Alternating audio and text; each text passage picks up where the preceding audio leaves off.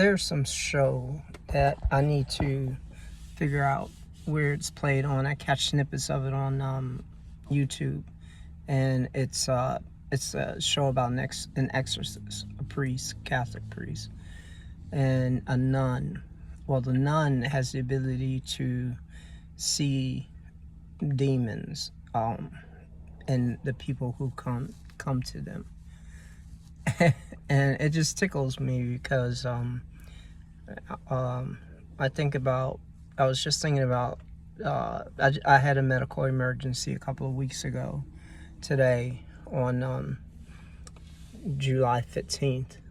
I woke up on Monday morning and I had a sharp pain in my belly and I was throwing up. I mean, I'm grown, so for me it was just like I got a belly ache, deal with it. And there was a lot going on in the house. Grayson was there, Nora was there, there were workmen working, and I worked on the couch until about 11 o'clock, from about 8 to 11, and then I was like, okay, I'm gonna lay on my side and take a little nap and see if this pain will pass. And I did that, and I curled up. About a half hour later, I woke up, and Grayson and Nora were in the living room, and I remember looking at Nora like, well, what are you doing here? And I sat up, and I threw up right in front of the two of them. And at that point, like, they didn't know I was throwing up. Nora said, you got to go to the emergency room. And I said, no, I'm fine. And then they both said, either you go to the emergency room or we're going to call an ambulance. So I said, okay. Grayson take me to the emergency room. So he took me to Mount Vernon, and I just said, drop me off at the entrance, and I'm sure I'll be home soon. And I got out the car and I realized I was almost crawling into the emergency room. When I got there, I went up. The woman called me up to the desk to register, but it didn't have a chair, so I was looking for a chair. And that's when it was clear that I was in great discomfort. So anyway, I got a chair, got registered. They took me back, took my vitals, and took blood, very important, and more importantly, put an IV in, and then sent me back out to the waiting room. So I was waiting out there, and I'm like slumped over. And then they had me move closer to the registration area so that they could see me through the window because I had an IV in. So I moved over there, and it was a smaller area, and I probably sat for another hour or so.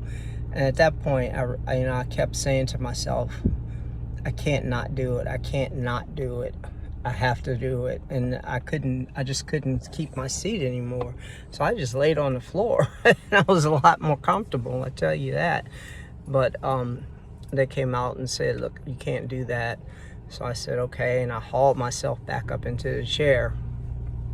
And pretty soon after that, the blood results came back, and they took me right back because my liver and pancreas enzymes were off the charts. I mean, pancreas enzymes, for instance, are usually around 18 to 14, and mine was in the 1800 levels.